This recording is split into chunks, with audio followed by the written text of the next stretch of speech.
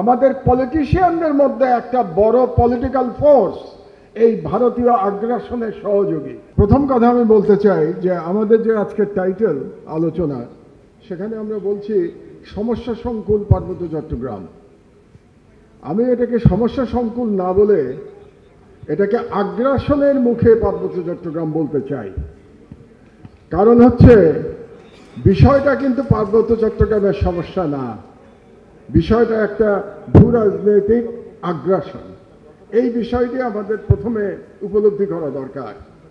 কাজেই যখন আমরা সমাধানের কথা বলবো, বিষয়টা এমন না যে ইন্টারনাল স্টেক হোল্ডার আমরা আলোচনা করলেই বিষয়টা সমাধান হয়ে যাবে। এটার সাথে আমার রাষ্ট্রের নিরাপত্তা জড়িত, এবং রাষ্ট্রের নিরাপত্তা মানে আমাদের একটা মিলিটারি ডক্ট্রিন দরকার এই অঞ্চলকে আমাদেরকে নিরাপদ রাখবার জন্য। এটা হচ্ছে প্রথম বক্তব্য। দ্বিতীয় কথা হচ্ছে যে আগ্রাসনটা কার কাছ থেকে? আগ্রাসনটা ভারতের কাছ থেকে। এবং ভারত, আমার আগে পূর্ববর্তী বক্তা দু একজন বলে গেছেন যে শান্তি বাহিনী তো তৈরি হয়েছিল শেখ মুজিবুর রহমান সাহেবের সময়, কিন্তু তারা তো আক্রমণ করে নাই বাংলাদেশে 1976 সালের আগ পর্যন্ত। তার মানে হচ্ছে ভারত বাংলাদেশে তার অ্যাগ্রেশন জিয়ে রাখার জন্য একটা অস্ত্র হাতে রেখেছে। সেই অস্ত্র সময় সুযোগ মতো তারা ব্যবহার করছে, এটাই হচ্ছে রিয়ালিটি। এবং সময় সুযোগ মতো কখন? যখন তাদের পছন্দের সরকার ক্ষমতায় থাকবে না, সেই সময় তারা এই অস্ত্র অ্যাজ এ অফেন্সিভ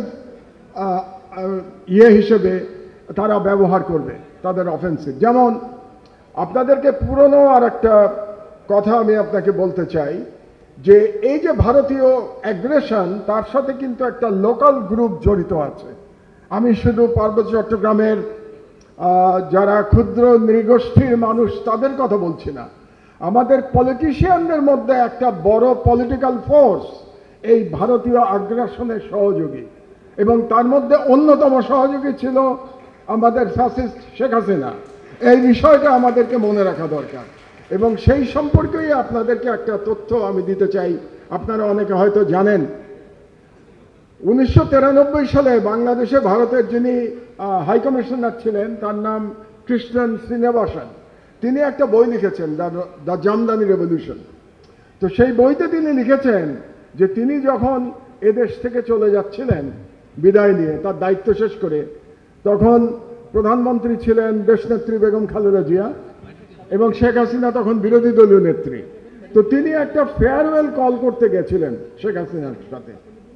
ফেয়ারওয়েল কলের মধ্যে শেখ হাসিনা তাকে বলেছিলেন যে পাহাড়ে আসলে শান্তি বাহিনী বলে কিছু নাই। আপনারা বলবেন মানে ভারতকে তিনি বলছেন যে আপনারা বলবেন যে এই পুরো জিনিসটা বাংলাদেশ সেনাবাহিনী তৈরি করেছে, এবং সেখানে যা কিছু ভায়োলেন্স হচ্ছে সেগুলো বাংলাদেশ সেনাবাহিনী করছে তাদের নিজেদের স্বার্থের জন্য। এটা বলছেন শেখ হাসিনা নিজে, এবং লিখেছেন ভারতীয় হাইকমিশনার। তো এটার জবাবে তিনি ভারতীয় হাইকমিশনার বলেছিলেন যে এটা আমরা বললে কি কেউ বিশ্বাস করবে? পৃথিবীতে কোন দেশ বিশ্বাস করবে যে শান্তি বাহিনী নাই কিংবা ভারত শান্তি বাহিনীর সাথে জড়িত না? তার মানে আমি যেটা বলতে চাচ্ছিলাম যে ভারতের যে স্ট্র্যাটেজিক প্ল্যান, যে অ্যাগ্রেসিভ প্ল্যান বাংলাদেশ সম্পর্কে, তাদের যে ডক্ট্রিন, সেই ডক্ট্রিনের একটা বড় অংশ বাংলাদেশের শেখ হাসিনা এবং তার সমর্থকরা। এটা আমরা যদি বুঝতে না পারি তাহলে আমরা পুরো সমস্যাটাই বুঝতে পারবো না। এবং যে কারণে আপনারা একটু আগে বললেন যে গত বছর সেপ্টেম্বরে সাইকেল নিয়ে একটা এই ধরনের একটা ইনসার্জেন্সির ঘটনা ঘটেছিল, এবার ধর্ষণের মিথ্যা অভিযোগ থেকে, এটা গুজব থেকে এটা হয়েছে। তার মানে এটা ভারত টেস্ট করছে, যে বলে না testing the water. Bharat test করছে যে বাংলাদেশ কতক্ষণ এটাকে সহ্য করতে পারে।